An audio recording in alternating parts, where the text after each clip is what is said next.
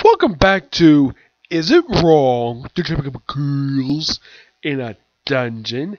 Anime Review, episode number 20. This one reviewing the second to last episode of season 3 for this series.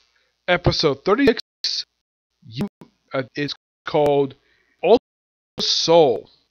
Now, I did look up in the actual book itself. From what I can tell, it adapts pretty much mostly the entirety of chapter 5. Yeah, it adapts one chapter this time, instead of like last week, where it adapts like a chapter and a half. Though, what I can tell from this book, apparently they took a couple sections from this very chapter and put it into last week's one. Yes, they did. The ones I can think of are, let's see. I was reading this, and they put the scene where I'll get to it, basically. Now, this episode, pretty much picks up, gnawing out the events of last week's episode, where, even though, here's the thing about this episode, there is some cuts, but mostly they cut, the first opening bit of this chapter, the first, few pages. But surprisingly, they keep mostly everything in. It is shocking.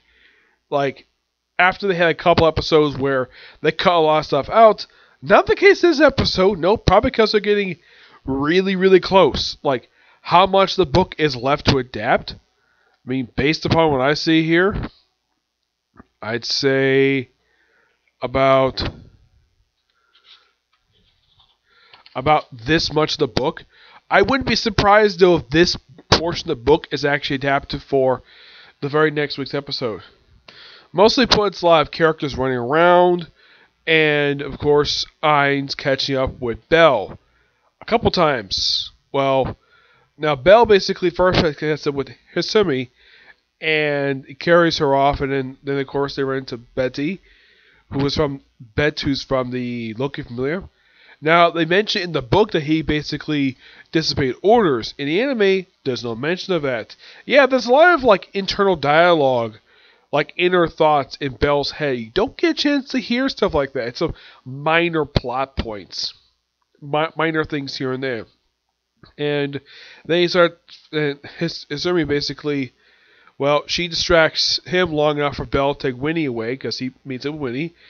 And then of course they fight, and then she summons a spell, and then of course Estia shows up. And in case you're curious, though, did they count the fight between Betty and Asta from the anime? Was that cut from the book itself? Well, from what I can tell, anyways, from looking at the chapter itself, yeah, the anime didn't cut it out because it wasn't shown in the book itself. I'm surprised they didn't show it. So I can't fault the anime. You probably can fault the anime for that, for not showing the actual fight itself between these two. And they probably just go by basically what the book basically did. Okay. And now, and the bits they took from this chapter for last week, it's mostly put some of the stuff they have where they have Wolf and Miko, where they're fighting the dwarf and the Loki Familia.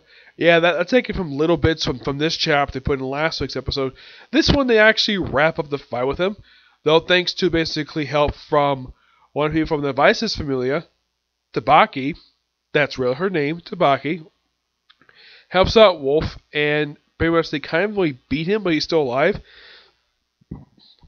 And then they get away, and then next time we see Wolf and Mikoto, they're just off hiding someplace, and that's last see them. Yeah, they don't get much screen time this episode, surprisingly.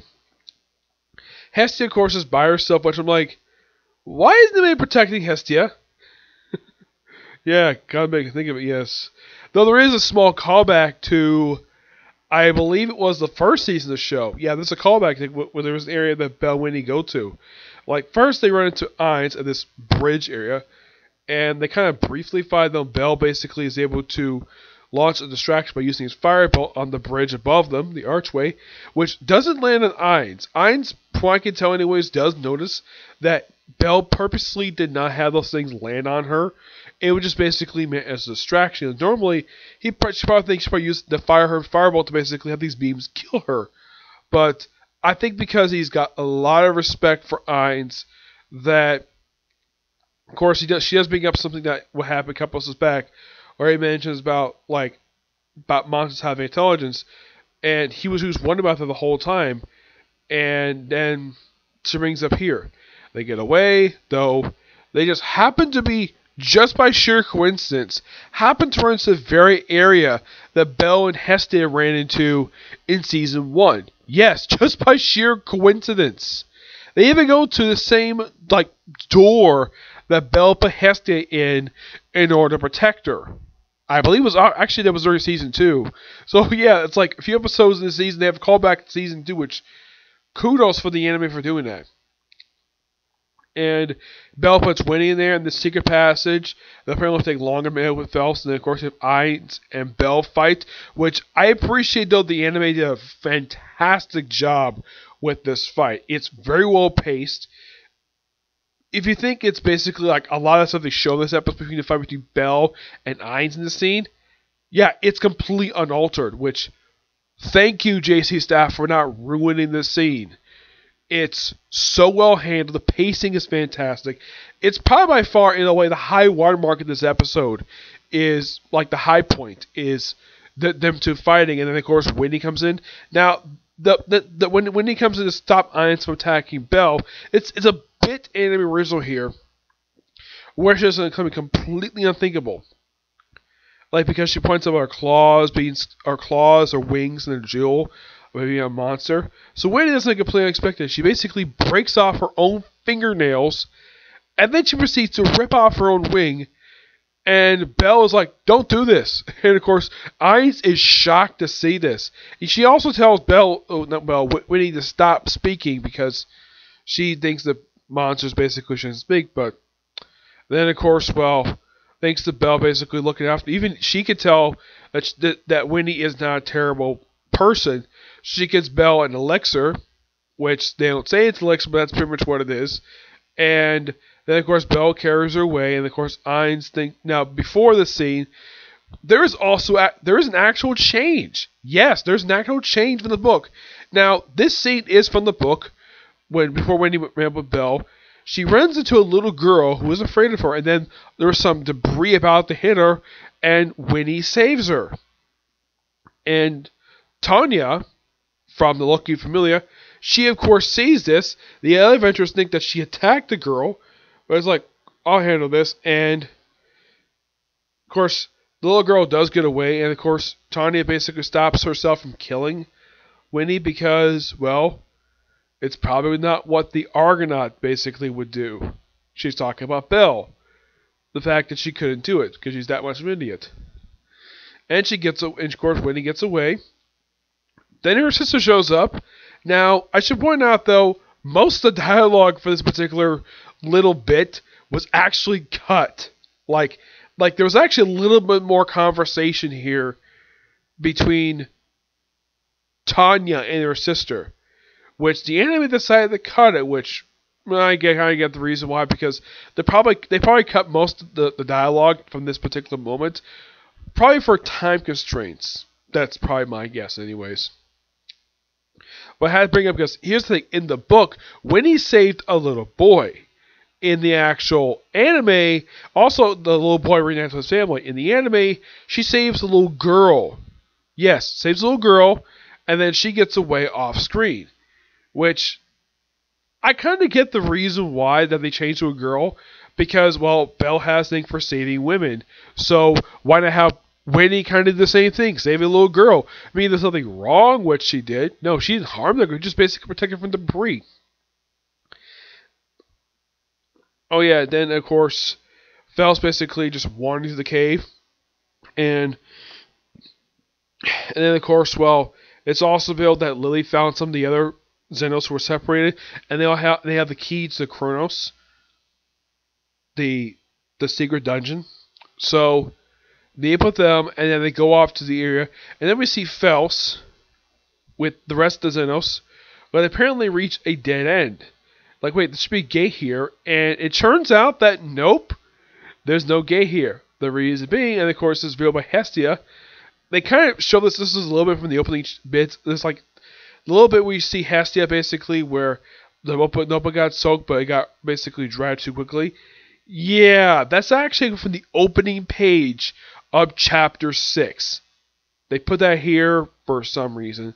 And then, of course, Hermes feels, yeah, the route, and of course they cut out the little thing where they mention about, oh yeah, we had to turn here, and it gets to this particular place. They kind of in a way cut that little bit out, which that was fine because it would basically be like, oh, let's just rush to the very end. And then Hermes feels, oh yeah, I actually faked those part of the notes, and I need you to, like, introduce yourself. And of course, well, Fellows knows who he is. He's Hermes. And he's like, I'm just a simple guy. I need you to do something for me. Are you willing to die? Which is a different line of what he says in the action book itself. Because the line he says to end the chapter is, simply put, you don't really think the Deadliest Nipple existed, did you? Yeah. Which, I kind of like the fact they actually changed his ending dialogue, which is kind of interesting to say the least. Now, there's effectively one chapter left. There's one episode left for the whole season. And I'm hoping this episode is slightly longer. Now, there's also, believe it or not, an interlude in this book. Yes, they actually didn't adapt the interlude. Nope. It's more like a side story. Yes. Now, the 5th chapter is the title of the episode, Ultra Soul. The interlude is 3 orphans, a cry night, and a bloody maze. This interlude probably could be adapted for an OVA if they wanted to. But I would not be surprised, though, if they decided to, well, adapt pretty much that for like an OVA, whatever. But I think next week's episode probably will adapt chapter 6, 7, and maybe the epilogue. Because that will probably end season 3. That will probably end next week's episode. Of course, next week's episode is called Argonaut. Yeah, that's what the final episode is called. The Argonaut Heroes Return. This one's called Ultra Assault Decisive Battle. Yep. But before, like I said, the best thing that this episode did, I was really hoping that the enemy JCA would not ruin the very good, well thought out fight between Bell and Ainz from the book, and they did a good job. That's by far the best thing about this episode is the fight between the two of them, which is so well done. And it seems as though because they're kind of running out of book to adapt, that's probably the reason why they adapted just this one chapter, plus like the opening page of chapter 6. That wouldn't be surprised though. Like probably next week's episode probably will adapt chapter 6 and 7 and maybe the epilogue. It just depends what the end wants to do. Mm-hmm. Yeah, but this book is almost done being adapted. Now next week I will give my final thoughts on season 3 and say about the source material if there could be a season 4 for the show. I hope there will be because I like this show. Yep, so yeah, that's it for Sigler Review and that's it for News Tonight. So tomorrow I expect to see at least one video that I can think of for Case Closed. And maybe something else, I don't know, but Case Closed definitely coming tomorrow, okay? Just a video. Bye.